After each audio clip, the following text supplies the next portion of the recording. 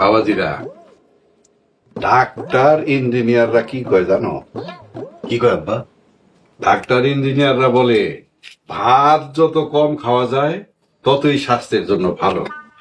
তাই তোমাকে মঙ্গলের দিকেই কইতাছি, ভাত একটু কম খাইবা, এতে স্বাস্থ্য ভালো থাকবো, মন ফুরফুরা থাকবো। বাকিটা তোমাকে বুঝ, কম খাইলে খাইতে পারো। দে জামাই করে ভাত দে, আমারে অল্প চাইতে আবার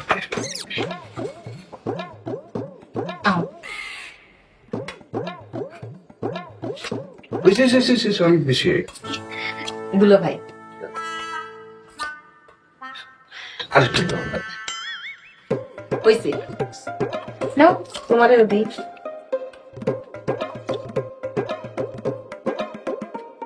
আবার দিমু? না না না, হ্যাঁ এই যে ডিম আনাম, ডিম বড় মুরগির চাইতে কিন্তু কম না। নাও শুরু করো, এই ডিম নাও,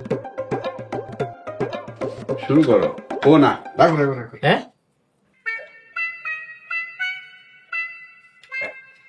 একশো কারবার, কত বড় ডিম। হ্যাঁ, এই অর্ধেক তুমি বলদা ভাই, এই অর্ধেক তোমার। না বেশি করে খাওয়া শেষ। ডিম কত দিন ডিম খাই না আব্বা। গত বছর ঈদে খাইছিলাম ডিম। হ্যাঁ, ঈদ আর বিয়ার আয়োজন হয়েছে এই জায়গায়, মন ভুইরা অল্প অল্প খেতে থাকো। আব্বা আপনার ডিম কোথায়? বাবাজিরা, ডিমের বাজেট তো দুইটা ছিল, ওই যে একটা ডিমের টাকা চুরি হয়ে গেল, তার লেগে বাজেট শর্ট হয়ে গেছে। একটাই হয়েছে, একটা তোমরা খাও, আমি শাক পাতা দিয়ে খাই নেব। আগে অবশ্য ডিমের চাইতে ভিটামিন কম না, কিন্তু অনেক ভিটামিন আছে। আব্বা এই ভিটামিন আলা শাক আমি খেতে থেকে টুকে আনছি। আপনি শ্বশুর বাড়িতে টোকানো শাক নিয়ে আসছেন? হ্যাঁ আব্বা খুশি হয়েছে তো। আব্বা আপনি খুশি হয়েছেন না? খুশি হয়েছি, মেলা খুশি হয়েছি।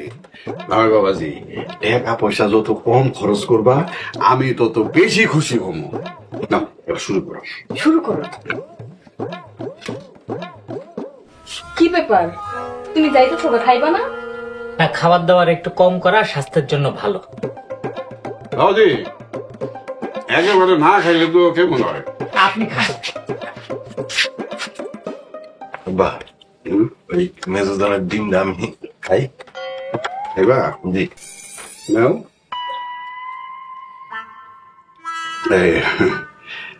আমার অর্ধেক দেও, অনেকদিন হয়েছে ডিম দিয়া ভাত খাই না।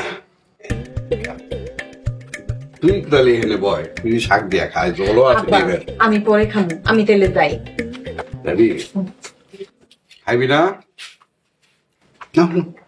আব্বা একটু শাক। আরে ডিম নিছো তো, আবার শাক দিবা কি লিগা?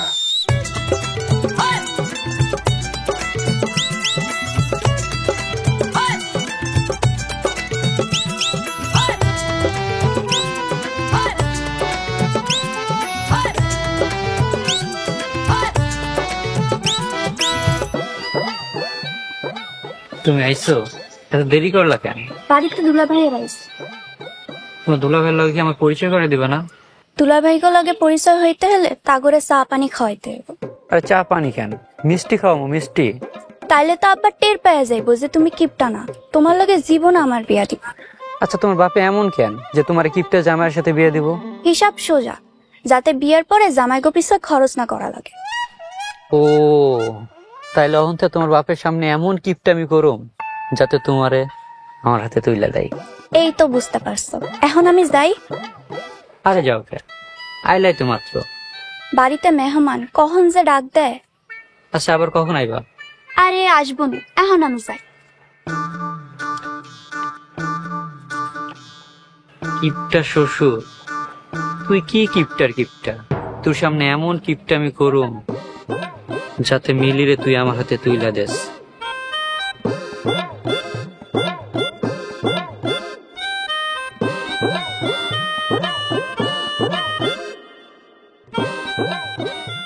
কি ব্যাপার, তুমি কাপড় চোপড় গুছাইতেছো কেন? আমি এখন এই বাড়ি থেকে চলে যাব, আর সম্ভব না। আচ্ছা রাখো বস। দেখো তুমি যদি এরকম করে চলে যাও আবার রাগ করবো। আমি খাবার খাইনি বলে দেখো নাই তোমার আব্বা কেমন খুশি হয়েছেন? হ্যাঁ, আমি চলে গেলে তিনি রাগের বদলে বরঞ্চ আরো বেশি খুশি হবেন।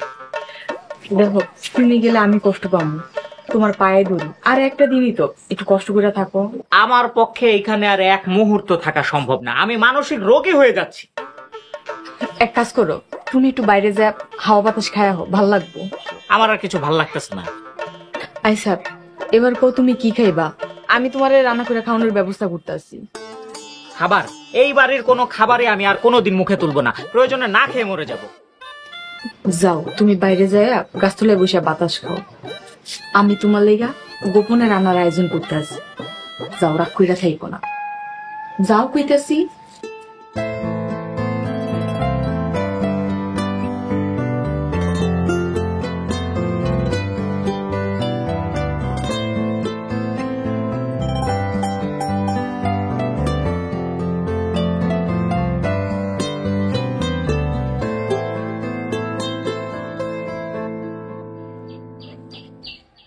এক ফুটাও তেল নেই, যাই দেখি তেল নিয়ে আসি।